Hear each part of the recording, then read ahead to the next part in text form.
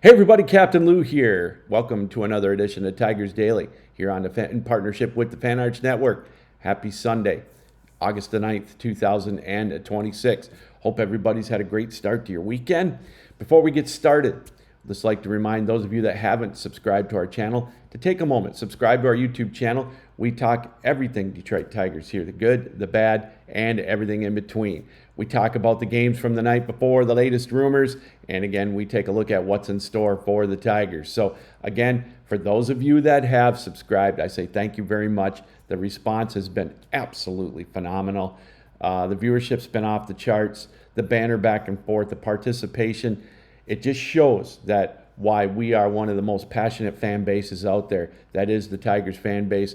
I'm just a fan, just like you, a Tigers fan, talking all things Detroit Tigers, and you're making it even more fun. And for that, I say thank you. All right, indeed, it's a happy Sunday in the clubhouse for the Tigers today. A big win for them yesterday, 8-0 over the San Francisco Giants.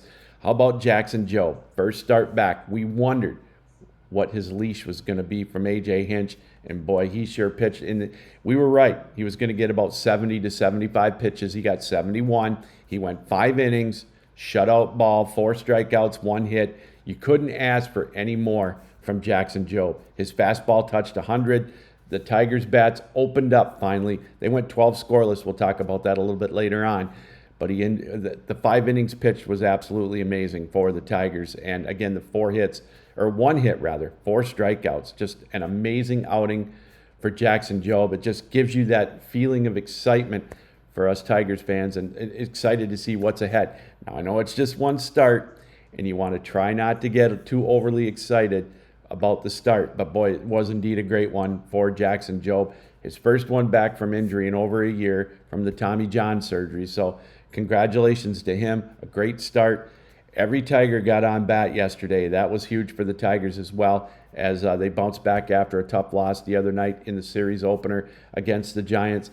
Kiter Montero didn't have his best stuff, but the Tiger bats couldn't bail him out of this one. So it all boils down to, as far as the series goes, later on today, the series finale, as it's going to be Troy Melton on the bump for the Tigers against Logan Webb. We'll talk about that a little bit later on, and we'll take a peek at what's in store after that, with the homestand coming up starting on Tuesday for the Tigers as they take on the Guardians and the White Sox. Big divisional games. Big win on the other side. We'll talk about the standings a little bit later on as well. But the Tigers leapfrogged another team in the wild card chase. They went past the Baltimore Orioles with that win yesterday, so they got to keep that momentum going. Now for the wild card spot, all that stands in front of them are Texas and Cleveland and Minnesota. So again, big games coming up. They're all big right now for the Tigers, right? So we'll keep an eye on that as well. But a big win last night. The Tigers 8-0, another shutout, a huge win as they now look to take the series this afternoon at 4:05. Now, something that I wanted to kind of clarify a little bit. We talked about this the other day. Now, we talked about an alternative maybe to the salary cap. We talked about the split season format. Now, first thing, it may have been insinuated, and if I did that, if I insinuated this, then I apologize. I in no means meant Detroit to be made out to be a small market team. The Tigers are not a small market team. There's no getting around that. They're a top 10 market, and I didn't say that. If I did say that, if I meant that, then I apologize. That was not my intent, calling them a small market team, because they are not a small market team. This idea was brought up. I was listening the other day to John Smoltz talk about it, and kind of what he was talking about, and I kind of agreed with it a little bit, was the format that they would use. With the split season format, the winners of the first half would get a playoff spot, and then the 3 winners in the second half would get a playoff spot. And it would help, some of the smaller market teams that get hot but can't maintain it for the whole year. Now, the downside, and it was brought up by one of our commenters, and I appreciate that, was that, the teams that play good all year would get robbed. And if you go back to that strike-shortened season in '81 when Detroit did that, the Expos and the Reds both would have made the playoffs. They would have won their divisions if it was a full season. But it was strike-shortened, and they ended up doing the split season format. And again, that's the downside to it. But again, it was just really a alternative, if you will, to what is more than likely going to come, and that's a salary cap. And the split season format may give somebody like the Pirates or the Reds, who get hot in the beginning of the year or towards the end, and they would be able to get a playoff spot. Maybe a way to level the playing field a little bit. Not too sure about that, but again, just an alternative to the salary cap. Now, do I think it's going to happen? Like I said, I don't think it's going to happen. I think we're eventually going to go down that road to having a floor and a salary cap. Again, we'll obviously talk about it a lot more once the season comes to a close, because the CBA expires December 1st. The lockout is looming, and nobody wants it. Nobody wants a lockout. Nobody wants a strike. We're kind of looking for different ideas maybe to avoid a salary cap or to avoid a lockout or a strike. I don't know. Maybe not avoiding a salary cap isn't such a bad thing. Maybe all the other sports have it. But I just wanted to clarify my thoughts on that the other day. I kind of threw the idea out there and I didn't finish it, number one, and I apologize for that.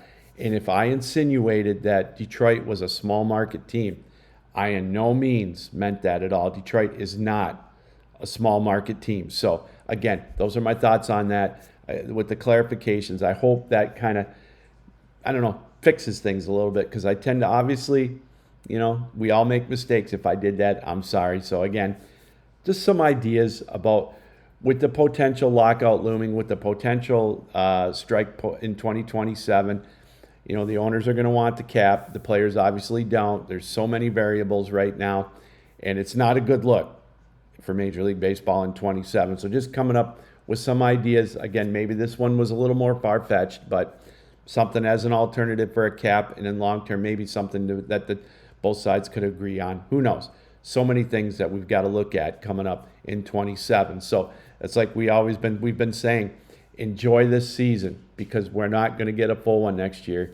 I have just a bad feeling about that. So, all right, with the Sunday, that means it's series finale time. And that means it's going to be Troy Melton against Logan Webb for the Tigers and the Giants. Now, again, the series tied at 1. Detroit lost the opener 5-2 on Friday night, winning yesterday 8-0, as we mentioned. Friday night, Kiter Montero gave up 4 runs early, didn't have his best stuff. The Tigers couldn't quite bail him out. They took an early lead, and they tied it at 2, but that was all they could muster the rest of the way. They went 12 straight scoreless innings before they got that run in the 6th inning yesterday, something they haven't done in quite a while. Our bats have kind of spoiled us here in Detroit, right? But today, it's going to be Troy Melton. Well, he pitched so well in his last outing, and we'll see if he can do that against Logan Webb to help keep the momentum going for the Tigers. 6-2 on the West Coast swing. They'd love nothing better to make it 7-2 heading into the travel day tomorrow, and then the big homestand. 6 games against the 2 of the 3 teams that are ahead of us right now in the major leagues, that being the Cleveland Guardians and the Chicago White Sox. The rotation right now for the Tigers. On Tuesday in the opener against Cleveland, it's going to be Drew Anderson. Now, in his last outing, more of a bullpen game. He only pitched 3 2/3 innings. The bullpen played well for the Tigers, but we all know how volatile the bullpen has been for Detroit lately. They looked good yesterday, and they looked halfway decent over the weekend so far. But Anderson, we'll see if A.J. Hinch lets him go at least 5 innings. He only let him go 3 2/3, like I mentioned, in his last outing. But he's going to get the opener on Tuesday against Cleveland. Valdez and Montero, they'll be on Wednesday and Thursday, respectively, for the Tigers. So a big series for the Tigers against the Guardians starting on Tuesday. And then on the weekend, Jackson Jobe will get his next start. Melton and Anderson, those will be the 3 starters for the Tigers against the White Sox.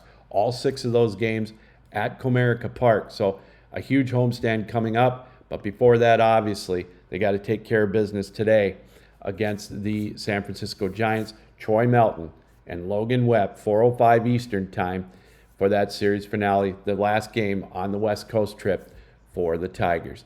All right, we talked a little bit about it here a few minutes ago about the standings in the American League. Let's take a quick look and the standings in general. First of all, in the American League East, the Rays, now their lead is 4 games over the Yankees, 5.5 over the Red Sox. The Red Sox playing, I think they're 31-6 now, or 31-5. They're just playing absolutely amazing baseball. Another 9-game winning streak snapped. So, I mean, they're playing lights out right now, right? In the Central Division, the White Sox with a 2-game lead over the Twins and the Guardians, 3.5 over the Tigers. Wait, no, that's not right. 3 games over the Twins and the Guardians. I beg your pardon, 3.5 over the Tigers. And in the West, the Astros now with a half-game lead over the Rangers. The Rangers have won 4 straight as they claw their way over 500. The Mariners now 4.5 out in the West. And the leaders in the National League, the Braves and the Brewers, they're leading their divisions. The Braves with now an 8.5-game lead over the Phillies. The Brewers gained a game on the Cubs yesterday, 5.5. Their lead right now over the Cubs. And in the West, the Dodgers finally won a game.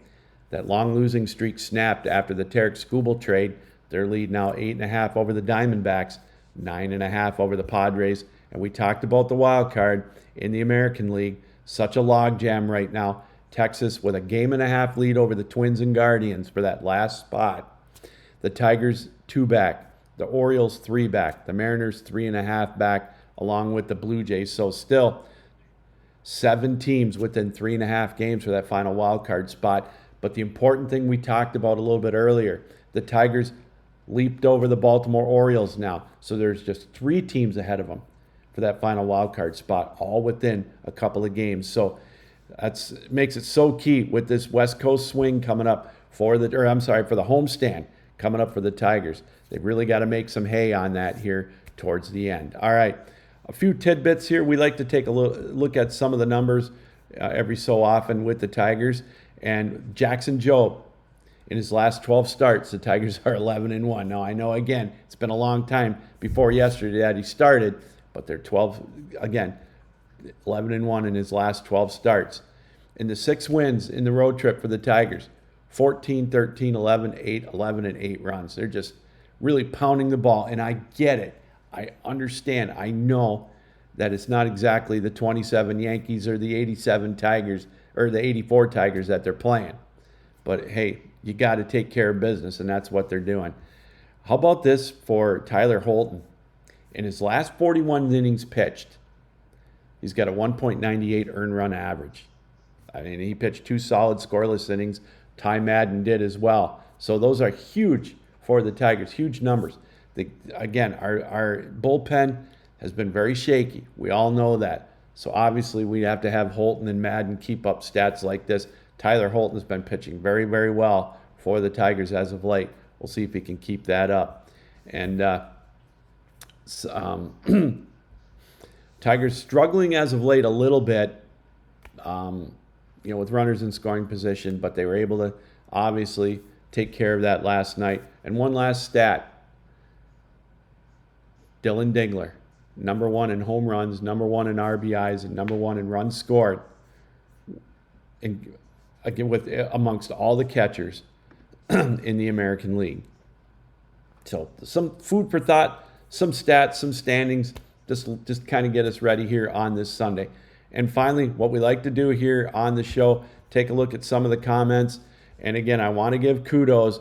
I took the stat of earlier this year about the split, or earlier in the show rather, about the split seasons. I want to give Miss Fire Blossom her credit. She's the one that came up with the Expos and the Reds robbed because of having records throughout the year, the best record throughout the year, winning they would have won their divisions, but did not get in the playoffs.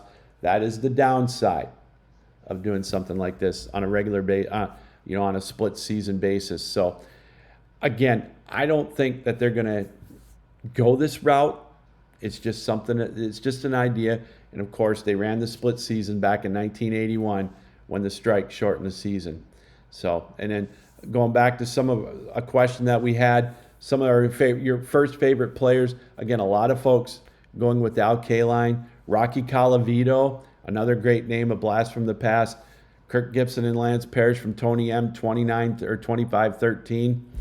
And here's one from VP Stolat 12-17. The perfect season would be May 1st to Labor Day. Yeah, that would be the perfect season, wouldn't it? But we know the owners aren't going to go that route when there's money to be made, right? Another one, C. Richard, 86-85 or 66-85. I think a split season would be horrible. That's what's great about the baseball in his eyes, the fact that it's a long season. Okay, can't argue with that.